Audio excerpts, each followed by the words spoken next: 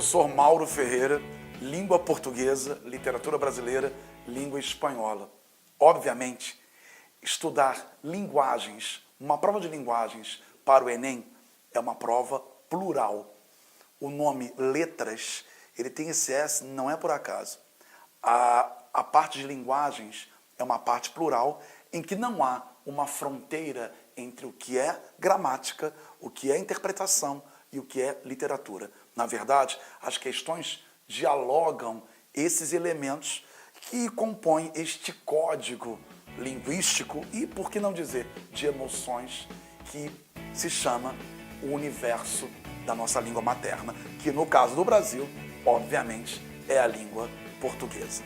A brasilidade em nossas letras. Obviamente, a literatura brasileira, ela trabalha com os diversos momentos históricos e, por que não dizer, sentimentais do ser humano. A periodização literária, que vai desde o quinhentismo até o modernismo, só para relembrarem, ordem: quinhentismo, barroco, arcadismo, romantismo, e aí temos os estilos concomitantes: realismo, naturalismo, parnasianismo, simbolismo, pré-modernismo e modernismo. Obviamente, a pós-modernidade que estamos vivendo até os dias de hoje. E é claro, quando se fala em brasilidade, dois estilos literários alçam, ganham importância neste sentimento de brasilidade. São eles romantismo e modernismo.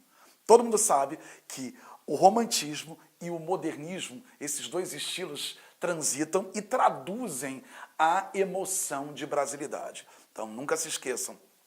Uma diferença básica entre os dois é que na estética romântica haverá a visão brasileira ufânica. O que é ufanismo? Ufanismo, nacionalismo exacerbado. Obviamente, é a visão de Brasil idealizada. É só se lembrar do samba da Imperatriz Leopoldinense. Sou índio, sou forte, sou filho da sorte, sou natural. Obviamente, este fragmento também fazia parte do poema Ijuca-Pirama, de Gonçalves Dias. Ijuca-Pirama, que significa aquele que deve morrer em Tupi-Guarani. Juca-Pirama se escraviza no lugar do pai, demonstrando o amor filial, demonstrando a idealização da personagem, ou do personagem, como queiram. Obviamente, este índio simboliza a brasilidade mais ufânica, mais idealizada, mais perfeita. No modernismo, teremos a brasilidade crítica, a brasilidade pé no chão, a brasilidade irônica, a brasilidade iconoclasta. O que significa a palavra iconoclasta? Ruptura com o passado. Então, obviamente, a estética modernista, ela vai revisitar o Brasil nas suas origens ou na sua atualidade, criticando este país. De Peri, personagem romântico lá do Guarani, do Alencar, da estética romântica, a Macunaíma, personagem modernista, nós temos aquela famosa tiragem entre o herói clássico, tradicional, e, obviamente, o herói anti-herói, o homem visto através de suas mazelas, dos seus pequenos deslizes, obviamente, da sua visão mais concreta e mais irônica. Bem, no romantismo, o Brasil é idealizado, porque o homem romântico é aquele o quê? Que não se adapta ao mundo real, porque ele considera o mundo real trágico e, como consequência, ele foge para o mundo idealizado. E essa fuga, ora pode ser através da infância, e é só se lembrar de Casimiro de Abreu. Ai, que saudades que eu tenho da aurora da minha vida, da minha infância querida, que os anos não trazem mais. Ora para a natureza pátria, no famoso Canção do Exílio, de Gonçalves Dias, Minha terra tem palmeiras, onde canta o sabiá. As aves que aqui gorjeiam, não gorjeiam como lá. Ora, através da morte, porque a morte é a maior das fugas românticas. Só se lembrar de Álvares de Azevedo, no poema Lembrança de Morrer. Obviamente, a morte, para ele, é a visão, a escolha desta idealização, de sair do mundo real, que é trágico, e evadir para um mundo idealizado, para um mundo de sonhos, em que amores serão permitidos, em que Brasis serão idealizados. Esta visão romântica. Em contrapartida, na visão modernista, que não nega simplesmente o romantismo, traduz, se coloca, transita, dialoga. Tanto que a canção de Exílio vira o quê? Minha terra tem macieiras da Califórnia, mas custam 100 mil réis a dúzia. Ou seja, há uma visão irônica deste país, que é idealizado, que é fantástico, que é maravilhoso, mas que é muito o quê?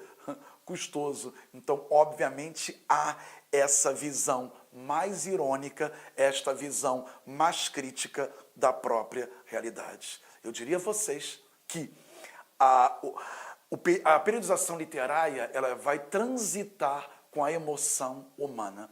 Quando se fala no quinhentismo, eu tenho a questão, eu diria a questão primordial, a questão inicial, o Brasil descoberto. Quando se fala no romantismo, eu tenho a independência do Brasil. Obviamente, essa visão é o início do período nacional de nossas letras.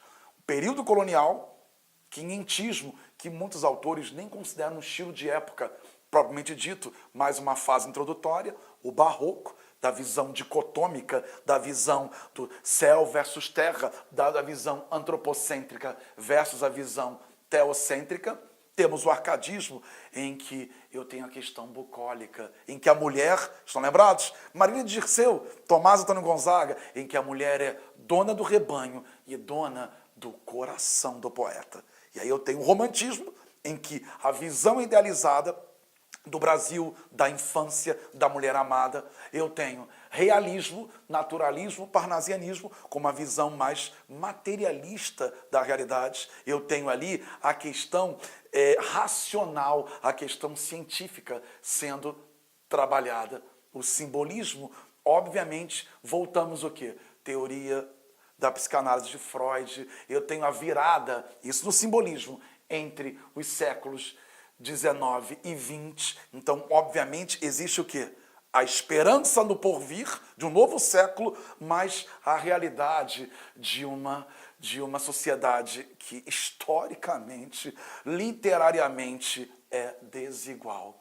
E, obviamente, o pré-modernismo, as duas primeiras décadas do século XX, aquela efervescência total, né, de 1902 a 1922, com os Sertões de Euclides da Cunha, em 1902, e Canaã, de Graça Aranha, até 1922. O que acontece em 22? O maior acontecimento histórico-literário do século XX, Semana de Arte Moderna. E aí, é só se lembrar, eu sei que vocês são novos, mas o acesso aqui é para todo mundo. Como as letras, elas não têm fronteiras emocionais, também não teriam fronteiras cronológicas, já que quem viu o Carnaval de 1990, a Estácio de Sá ganhou o Carnaval com modernismo, movimento cultural. No país da Tropicália, tudo acaba em Carnaval. Em 22, na Semana de Arte Moderna, um grupo de pensadores, um grupo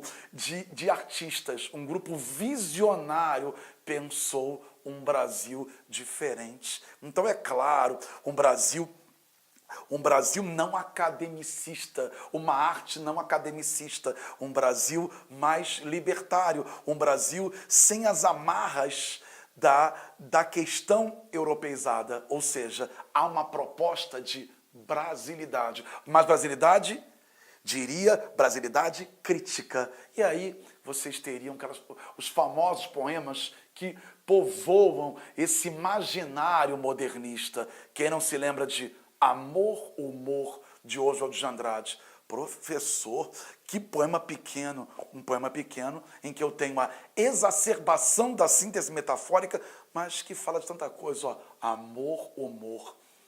Eu tenho o título, a palavra amor, e eu tenho humor, um único verso do poema. Oswald de Andrade, modernista, participante da Semana de 22, faz uma visão, rompe com o passado. Até então, amor era dor, amor era flor, amor era qualquer sentimento.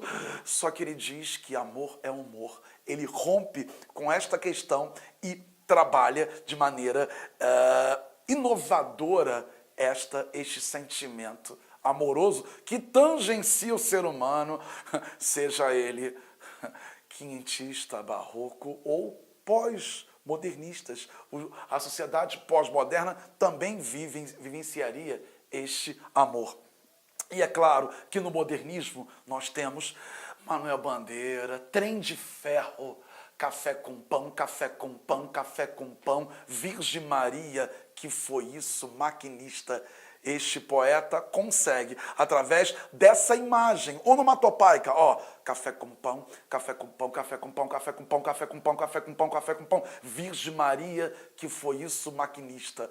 Obviamente, mais uma ruptura com o passado, vendo o Brasil de forma concreta, de forma irônica, de forma plural. Então é claro que na prova do Enem, o Enem vai cobrar de vocês estas diversas leituras, já que a brasilidade tangencia estes estilos. E sempre é bom lembrar, brasilidade romântica, ufânica, brasilidade romântica idealizada, brasilidade modernista, crítica, de confronto, iconoclasta, de ruptura com o passado.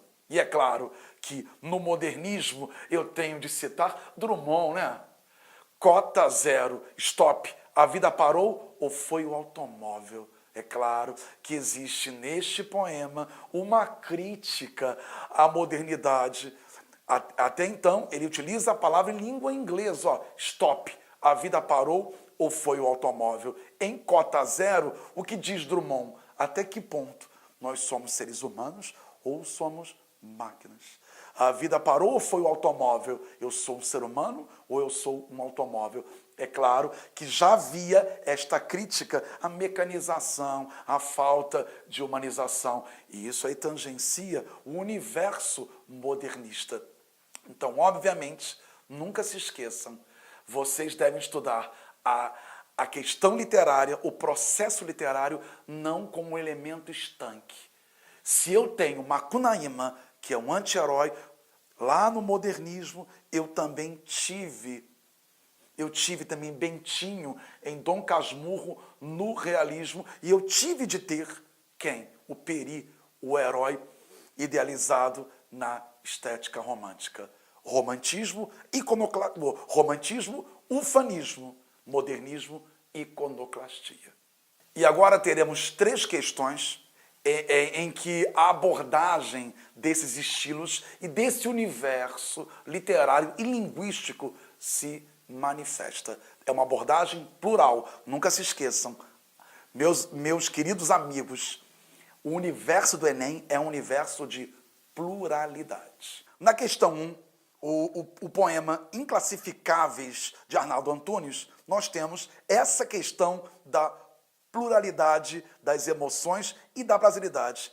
Que preto, que branco, que índio, o quê? Que branco, que índio, que preto, o quê? Que índio, que preto, que branco, o quê? Que preto, branco, índio, o quê? Branco, índio, preto, o quê? Índio, preto, branco, o quê? Aqui somos mestiços, mulatos, cafusos, pardos, mamelucos, sararás, crioulos, guaraniceis e judárabes, orientupis, americanítalos, luso-nipo, caboclos, orientupis, íbero e bárbaros, indo-sinagogos, somos o que somos, inclassificáveis.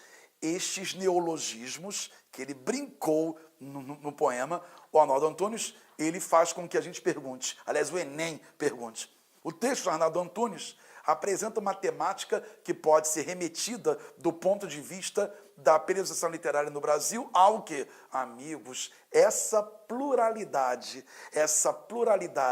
esse enriquecimento, os neologismos, os novos termos que são trabalhados, eles transitam e marcam mais efetivamente o modernismo. Por isso, letra E, modernismo, pela caracterização de nossa identidade nacional marcada pela diversidade racial e de povos. Ou seja, o modernismo é a pluralidade das letras. Não que os outros não sejam, mas o modernismo, esta iconoclastia, essa ruptura se torna mais frequente. Na questão 2, há dois textos que se dialogam. Antigamente, o Drummond, modernista, brinca, obviamente, com um vocabulário mais antigo. Acontecia o indivíduo apanhar constipação, ficando perrengue, mandava o próprio chamar o doutor e depois ir à botica para aviar a receita. E, obviamente, no outro texto, há esta suposta tradução. Acontecia o indivíduo apanhar um resfriado, ficando mal. E, obviamente, no enunciado da questão, nós temos, comparando-se esses dois textos, verifica-se que, na segunda versão, houve mudanças relativas ao quê? Vocabulário, construções sintáticas, pontuação, houve mudanças fonéticas ou de regência verbal. Obviamente, mudanças de vocabulário. Nós tivemos aí a cobrança da atualização de um vocabulário mais antigo para um vocabulário atualizado. Já na terceira questão, o que o Oswald de Andrade propõe? O famoso Oswald modernista, visão iconoclasta, pronominais. Dê-me um cigarro, diz a gramática do professor e do aluno e do mulato sabido. Mas o bom negro e o bom branco da nação brasileira dizem todos os dias: deixa disso, camarada, me dá um cigarro. Queridos amigos, todo mundo aqui já ouviu uma vez na vida dizer o quê? Não devemos iniciar período com pronome átono, embora ninguém tenha no Brasil cumprido esta lei da gramática. E, em contraposição ao poema de Oswald, que apregoa a liberdade, não dê-me um cigarro, mas me dá um cigarro, disse o professor Domingos Pascoal Segala. Iniciar a frase com o nome átono só é lícito na conversação familiar despreocupada ou na língua escrita, quando se deseja reproduzir a fala dos personagens. Temos aí duas visões acerca de uma regra. Os dois estão o quê? Não estão condenando a regra, eles estão o quê? Relativizando. O professor disse o seguinte: eu posso falar, me dá um cigarro, desde que eu esteja num ambiente de coloquialidade, né, de menos formalidade. Mas os dois transitam e trabalham, obviamente, com esta modernidade, que é a pluralidade dos sentimentos, dos conceitos e das emoções. Queridos amigos, então, continuem acessando as nossas aulas no portal e continuem se deleitando aí, se é que essa palavra é apropriada, dos conhecimentos múltiplos da nossa realidade. Um grande abraço.